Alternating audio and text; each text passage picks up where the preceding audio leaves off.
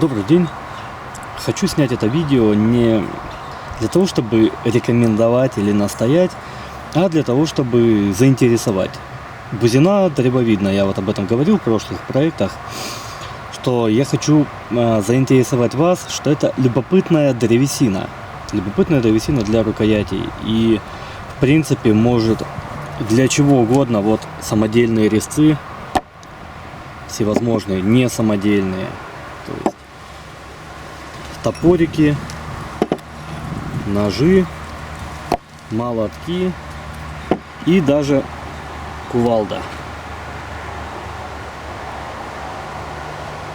Почему это классная древесина?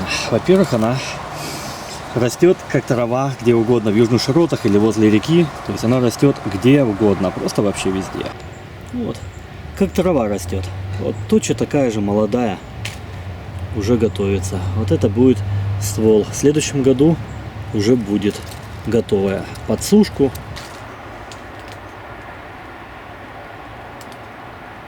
Вот бузина, это достаточно толстые, если сравнить с моей ладонью, не самой маленькой. Здесь сантиметров 7, то и 8. Ну, допустим, без коры там 7. Длина где-то вот этот вот кусочек около 2 метров, конкретно вот ствол. И о том, насколько толстая она может быть. Вот в сравнении с моей рукой.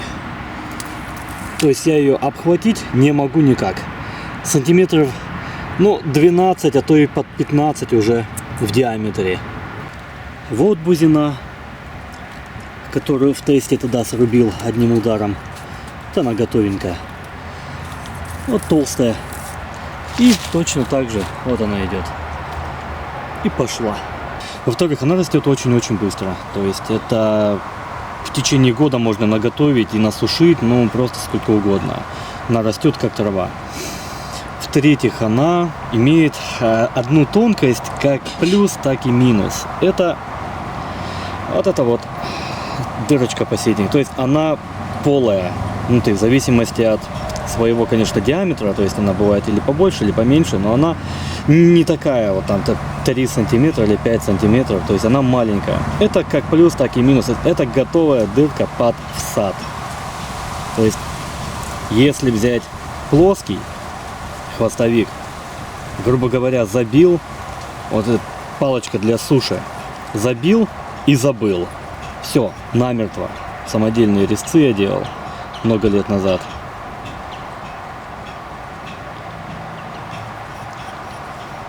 То же самое. Забил, да даже вот такой чопик. То есть готовый всад, тебе даже сверлить не надо. И оно четко по центру. Надо сверлить точно так же. Что-нибудь забил, палочка для суши, намертво, абсолютно намертво. И готово.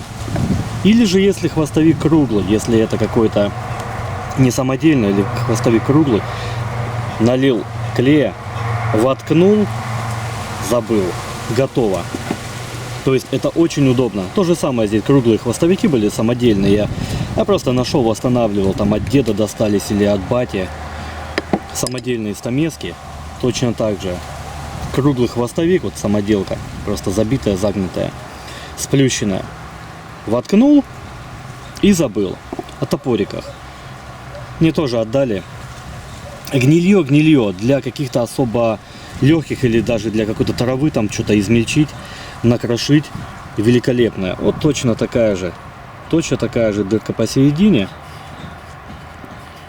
Она замечательно расклинивается намертво. Она вязкая, то есть она достаточной твердости, и она вязкая. Калина, рябина, похожие такие водянистые кустарники возле воды, они очень сильно, вот у них похожая.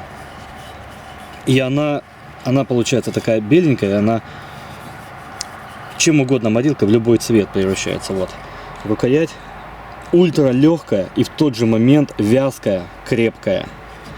То есть ее так просто, и она удары спокойно, на удар она просто бомбезная. Топорики точно так же.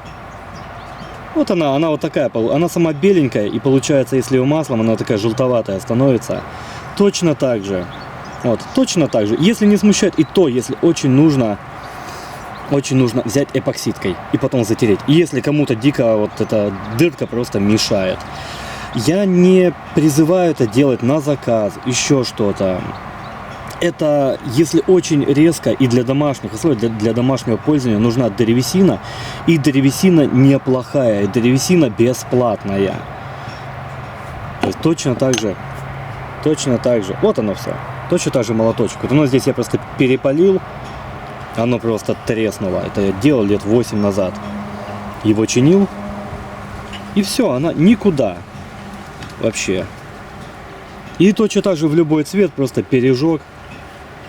Сильная горелка. В любой цвет абсолютно оно морилкой, маслом, там, датским маслом, там, яхтовым, все это оно обрабатывается. Или мне нужно было, то я буквально сделал там за день аварийная рукоятка. Аварийная просто. Мне дико-дико резко нужно было кувалда. Вечная рукоятка получается. Расклинивается без проблем. Она вязкая, она не лопается при расклине. Вообще нет такого, чтобы она при расклине лопалась. Потому что она вязкая. И в тот же момент она крепкая, на удар просто бомба. Может быть там на натяжение оно где-то там и подлопнет со временем, но так как оно бывает там до 2 метров, я видео там заснял, до 2 и больше, и какой угодно толщины, вплоть там до 15 сантиметров толщиной, из нее можно сделать ну практически все что угодно. То есть при топорах, конечно, больших уже надо думать, потому что там или вырезать из массива, если она будет достаточной толщины, ну, чтобы полностью избежать вот этой пустоты, чтобы не было такого, что когда ты ее вырезаешь, ты нарвался вот на эту пустоту. Но если оно достаточной толщины, можно полностью расколоть, и именно массив, то есть оно бывает толщины очень большой, там, ну, 15 сантиметров хватит, я думаю, да, чтобы вырезать топорище. И ты просто избегаешь, ты вот так вот раскалываешь или выпиливаешь, кто как хочет, кто как может. И чисто из массива вырезаешь топорище. И оно, ну, любопытное, оно может быть достойно. На больших топориках я не проверял. На маленьких, да, на маленьких оно 100%, это не первый. 100% показывает себя хорошо. Точно. На удар оно отлично, оно не лопается. Оно очень-очень легкое, просто вот невесомое. Оно замечательно расклинивается.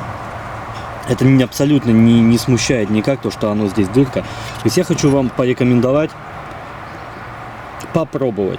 Если у вас она есть, попробуйте. Оно прекрасно выдерживает на удар, на смятие. Я ими работал, я не знаю сколько, когда еще этим немножко увлекался, баловался самоделками этими. То есть на удар работает без проблем. Вообще, сколько я колотил, бесполезно. То есть оно достаточно вязкости и достаточно твердости. Поэтому рекомендую попробовать. То есть это да, это не для продажи. Хотя не знаю, может быть кто-то сделает так красиво, что и на продажу пойдет. Но для домашнего пользования очень любопытная древесина. Пробуйте. Спасибо за просмотр.